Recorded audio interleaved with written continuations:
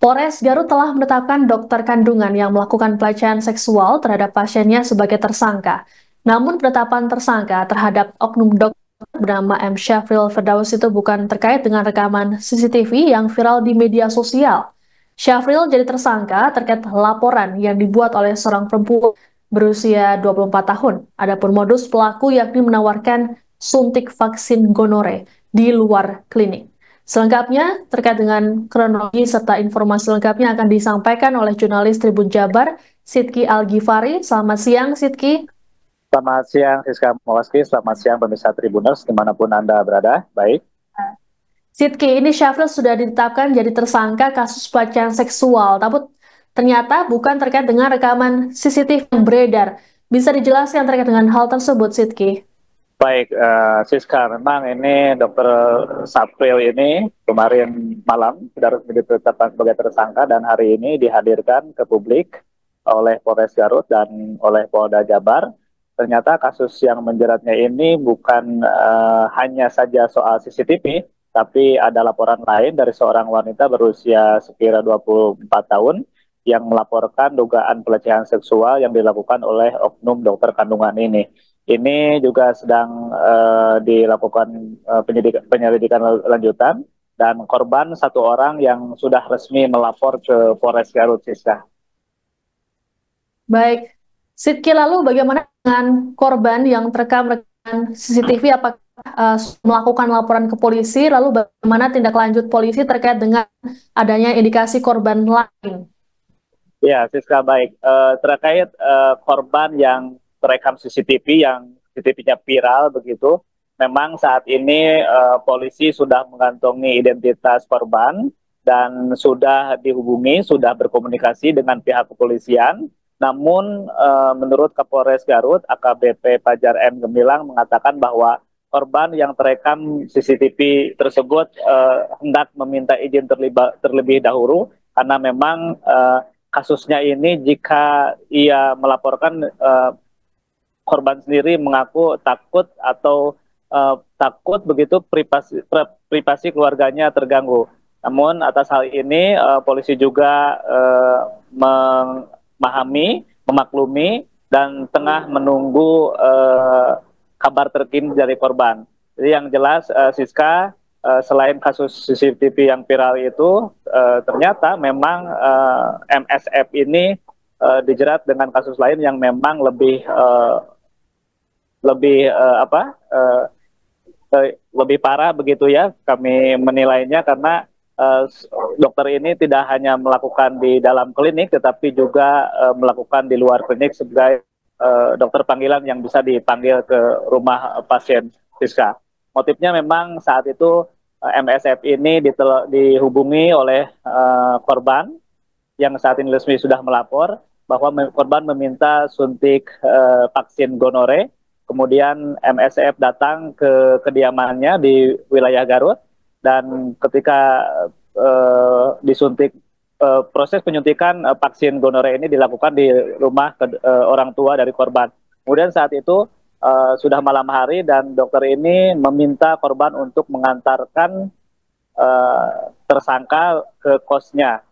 Setelah itu, setelah diantarkan, korban hendak membayar tagihan atau membayar vaksin tersebut dan sang dokter menolak dan meminta agar pasiennya membayarkan uang vaksin tersebut di dalam kos dokter tersebut.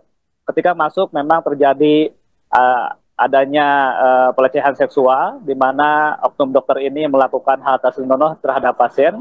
Kemudian saat itu pasien menolak, pasien melawan dan menendang pelaku hingga akhirnya pasien bisa melarikan diri. Setelah itu pasien melakukan pelaporan ke Mapolres Garut dan inilah yang terjadi. MSF ditetapkan sebagai tersangka atas kasusnya yang melakukan percobaan pencabulan terhadap salah satu pasiennya di kediamannya atau di kosnya, Siska. Lalu apa saja barang bukti yang diamankan oleh polisi dan juga apa ancaman hukuman yang akan ditetapkan pada pelaku?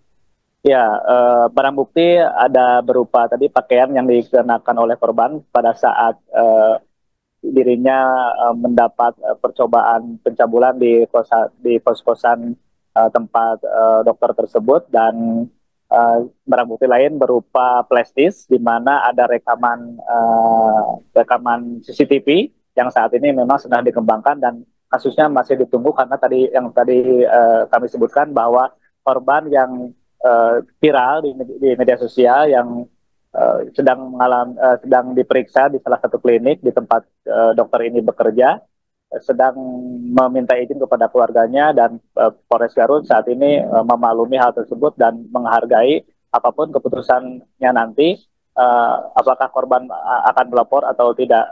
Tadi juga Polres Garut juga melalui Kabid Humas Polda Jabar menyampaikan bahwa siapapun jika Anda merasa menjadi korban atas perilaku dari dokter MSF, dokter kandungan ini, Anda bisa langsung mendatangi Polres Garut atau melakukan pelaporan.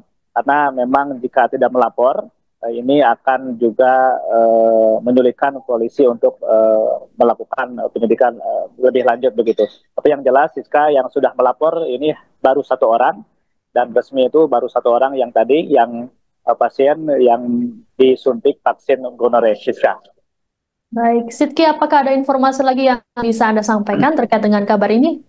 Baik, Sisa, kami akan update lagi nanti terkait kasus dari oknum dokter kandungan berinisial MSF ini.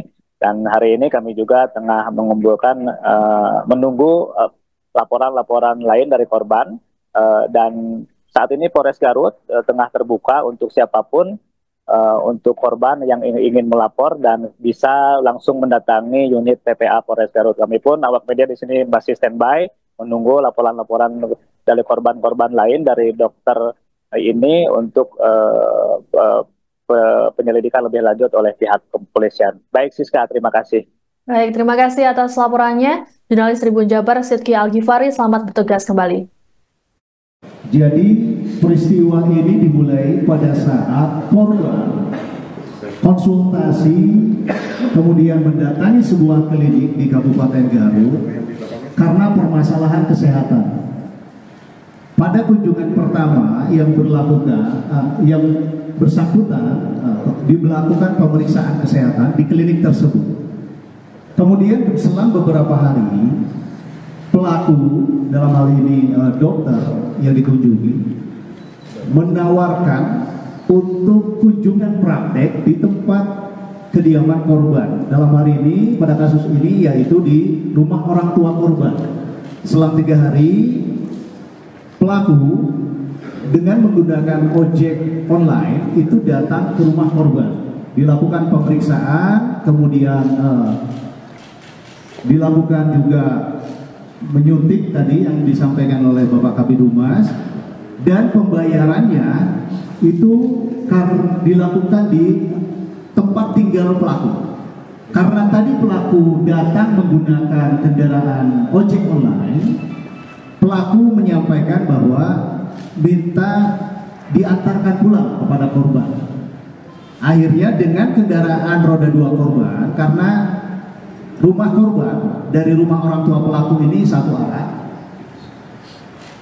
pelaku minta diantarkan ke tempat kos-kosannya. Sampai dengan di rumah kos-kosan, di rumah pelaku, korban kemudian membayar biaya kesehatan tadi sekitar 6 juta. Namun pelaku menyampaikan jangan di depan rumah karena nanti dilihat orang. Download Tribun X sekarang, menghadirkan lokal menjadi Indonesia.